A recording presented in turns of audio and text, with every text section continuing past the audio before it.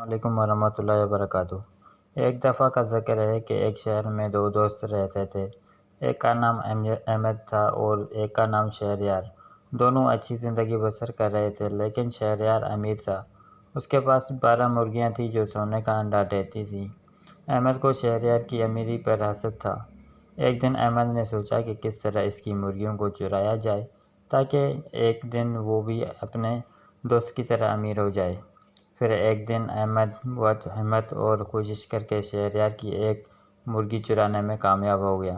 اگلے دن جب شہریار نے اپنی ایک مرغی غائب دیکھی تو بہت پریشان ہوا۔ اس نے اپنے ارد گرد محلے کے لوگوں سے معلوم کرنے کی کوشش کی، مگر کسی کو بھی پتہ نہ تھا کہ شہریار کی مرغی کس نے چرائی ہے۔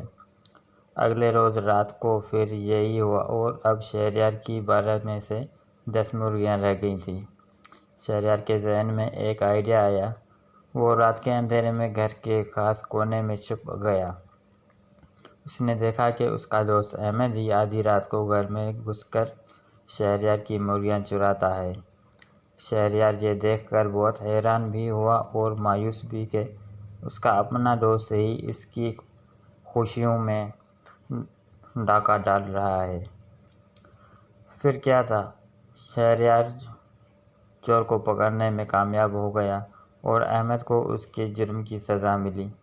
احمد کے ہاتھ سزا کے طور پر کاٹ دیے گئے۔ احمد اپنی غلطی پر بہت نادم تھا اور شہر کے باقی لوگ بھی اس سے عبرت حاصل کر رہے تھے۔ پیارے بچوں، ہر ہاتھ ملانے والا شخص دوست نہیں ہوتا۔ مزید اچھی ویڈیوز دیکھنے کے لیے ہمارا چینل لائک، شیئر اور سبسکرائب کریں۔